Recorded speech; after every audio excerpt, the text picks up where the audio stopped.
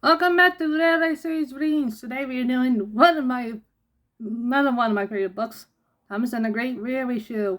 Enjoy. Museum Piece. I don't believe it, muttered Gordon fiercely. What's Thomas got that a poor engine like me hasn't? Tell me that. Galloping up to meetings. Blah! He is old, said James. The Packagel says he could be a museum piece. Why should we worry?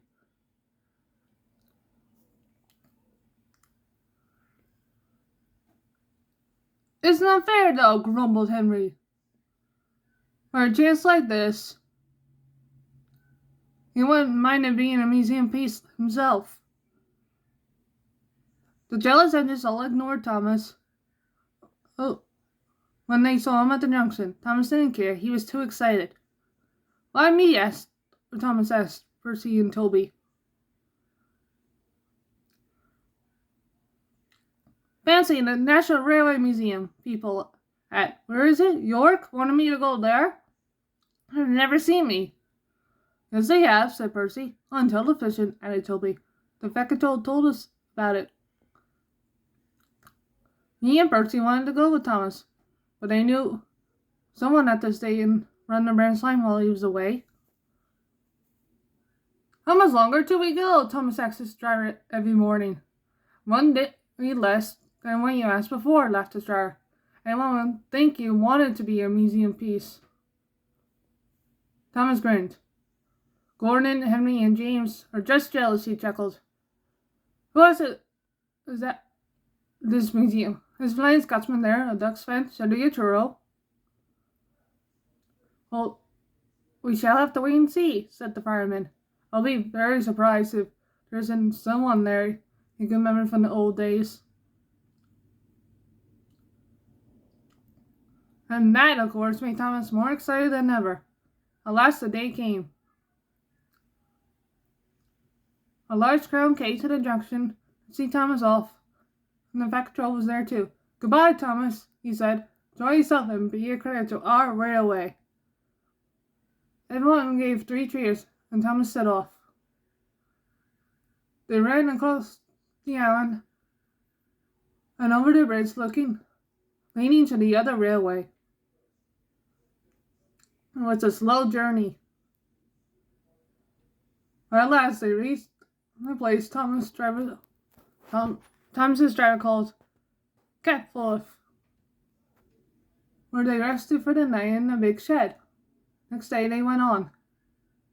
At Skipton, Thomas stopped for a drink.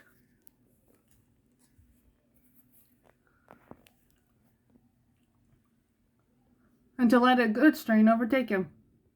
While they waited, it began to rain. In the signal box, a little way ahead, the signalman opened his level crossing gates for Thomas, and set the signals to clear. Suddenly, he heard a crack, then a rattle, then a level crossing. The lock on the gate had broken. The wind was swaying the gate across the rails. Seen approached above the trees as Thomas drew near.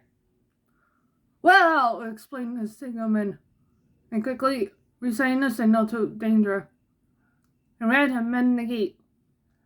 Thomas and Nell felt happier. His fire was bright. Even the rain didn't depress him.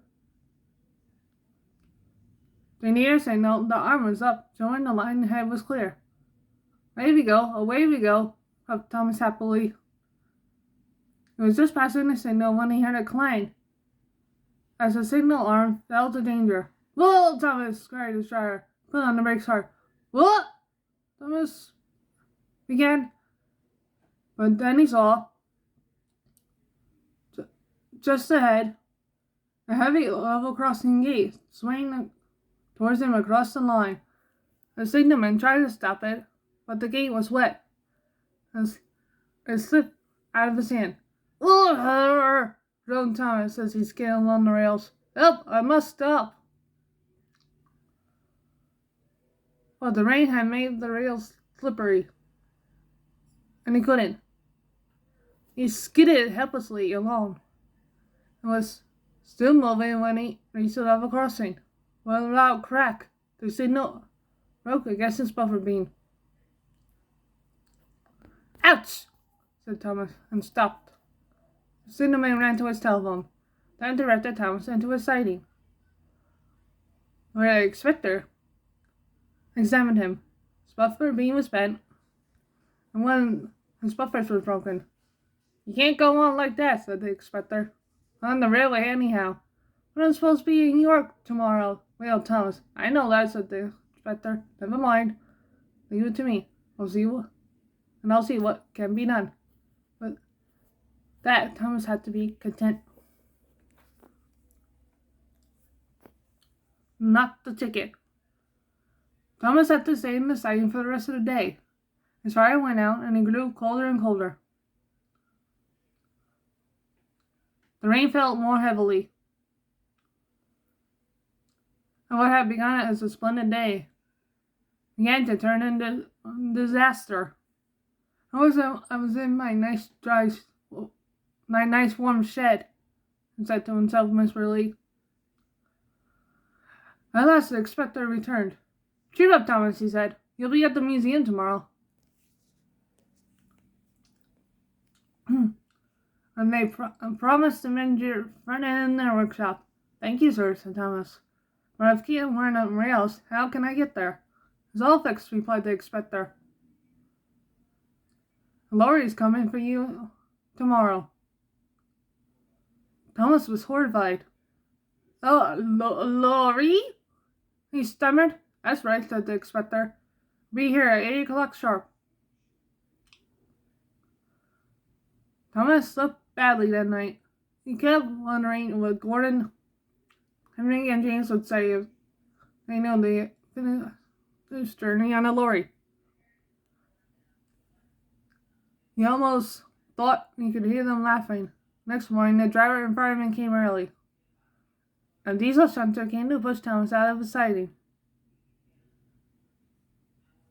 and along towards the road, where they found the lorry waiting. A steel cable was fastened to his coupling. Lorry driver started a winch, and in no time at all, Thomas was perched on the lorry. How undignified, he thought. But he found that they went alone, and he had a marvelous view of the countryside, and time to enjoy it too.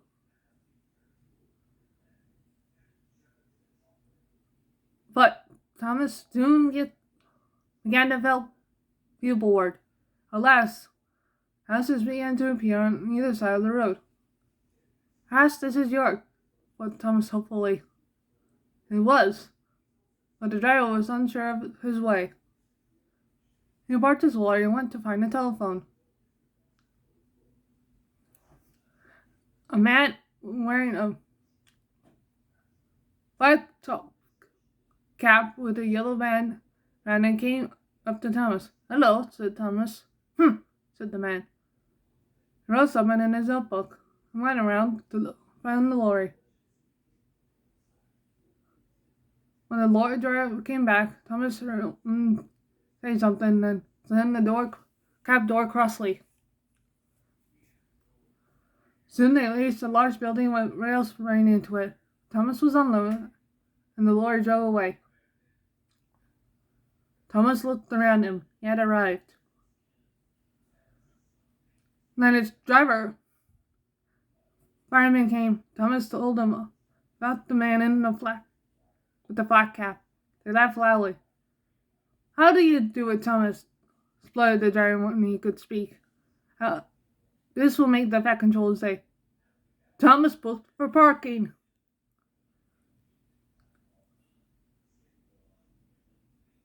The museum people trouble on the line.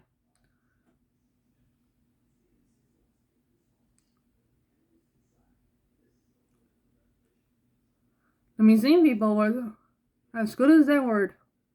Thomas went at once into the workshop, where his buckle being resumed strained and a new buffer bolted on. The workshop was a green engine like Flying Scotsman, but smaller. It was called Green Arrow. My brothers and I were built to run fast goods trains, he said, but we did so well that they let us pull passenger expresses too in the end. Now the only one of my sort left. The Green Arrow was so friendly that when Thomas was mended, it was sorry to leave him.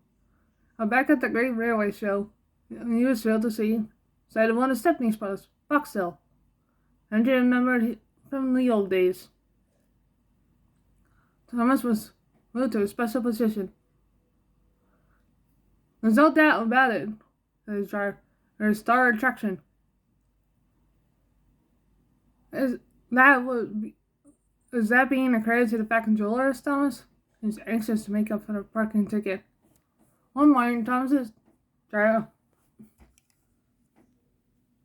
arrived in great excitement.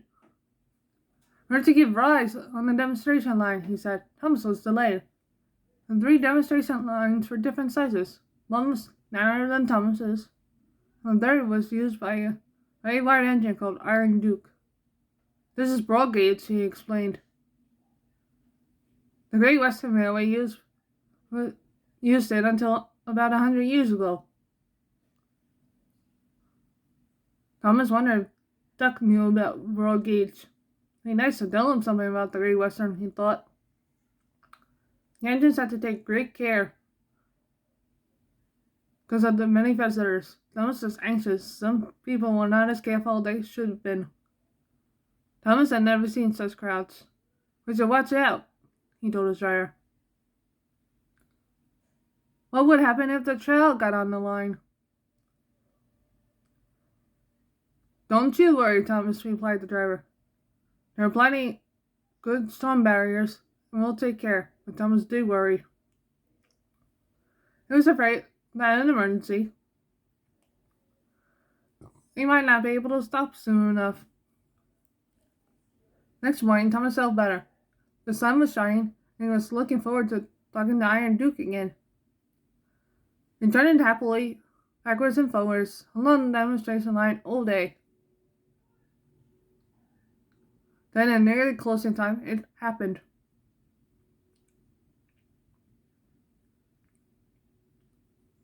Thomas saw something flying through the air and landed on the rails in front of him. Sheriff saw it too, and he put the brakes hard on. Beep, beep, beep, beep, beep, beep, whistled Thomas in alarm. I must stop, I must. Thomas started to a halt, and a great cloud of steam wheezed noisily from a cylinder cocks, but he couldn't stop before he hit the bundle. It burst. Sandwiches and crisps flew in all directions, while pop or a broken bottle fizzed over Thomas's wheels. In the crowd, a child framed by the noise, framed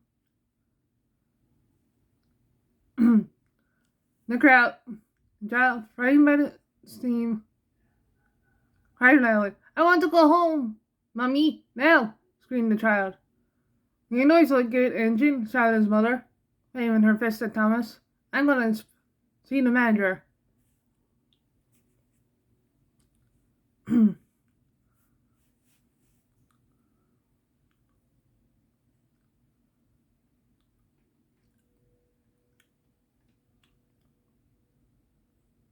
Oh dear, Thomas thought. That's not the way to be a credit to the Fat Controller. You did very well, his driver confronted, with a relief that it was only a lunch pack and not a child on the line. The fireman was expecting Thomas. Hey, look at this, he called. The driver went to see. You damaged your brakes when you stopped suddenly, he told Thomas. No more work until they're fixed. I'm afraid. Never mind. If the people here if the people here today have learned that engines cannot stop at once, that's a good thing. Thomas hoped they had. Thomas and the rail tour. Dentists were excited. There was to be some special rail tours to the seaside, and no one knew who would, no one knew which engine would be chosen to pull them. Not to be me, observed Mallard. After all, that seaside place helped to pay for my repairs. Janice thought someone else should have the chance. Thomas knew he would not be chosen, but he enjoyed listening to the others arguing. He was pleased that, in the end, it was decided to give the trips to Green Arrow.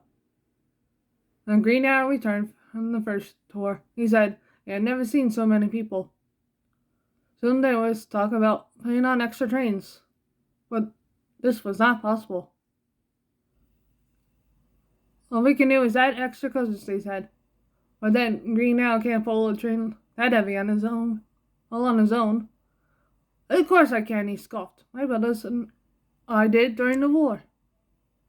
Can I help? Asked Thomas. The man in charge stared. I don't see why not, he said. In the morning, Thomas's driver arrived early.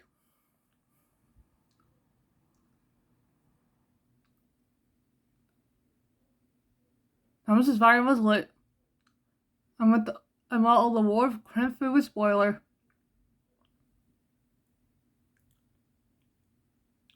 the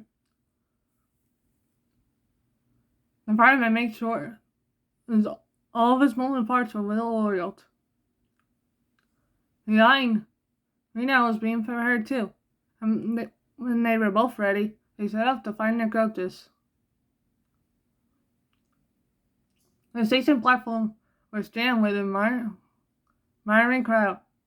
It didn't seem to get any smaller, even after a trainload of people were in their seats. Thomas was a couple up front. He was pleased. I'd like to see where he was going.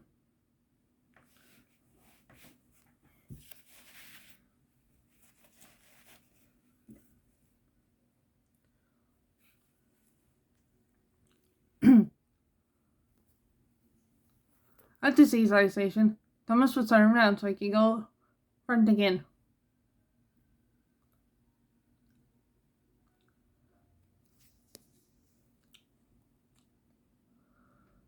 After a rest, the engine set off once more.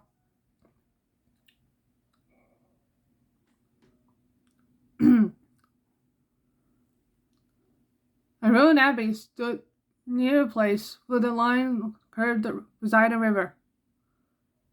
A crowd had gathered to wave and cheer, but Thomas wasn't watching them. Looking ahead, he had seen something strange. Beep, beep, beep, beep, beep, beep. Stop, stop, he whistled in alarm. The train was heavy and hard to stop, but they managed it just in time. Everyone could see that in front of Thomas, the rail near the river was lower than the one on the other side. The water is undermining the embankment, said the inspector. I'll go to the signal box and sort things out. Buses came for the passengers, but it was late before the men decided it would be safe and use the other track.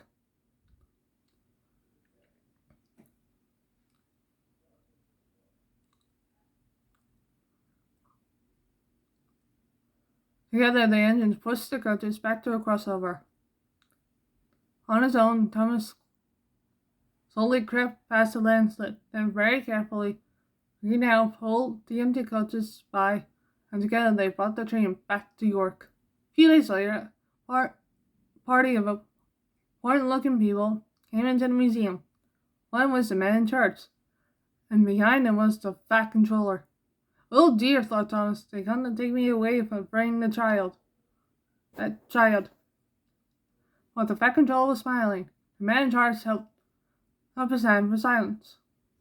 Thomas, said the man in charge, the controller told us you're a really useful engine. He's right. We're saving a nasty accident the other day. We decided that you should become an honorary member of the National Railway Collection. This special play will remind you of your visit to us. Ladies and gentlemen, 3 cheers for Thomas the Tank Engine. The noise raised the roof. Well done, Thomas, smiled the Fat Controller. I knew you'd be a credit to our railway. The end. Goodbye.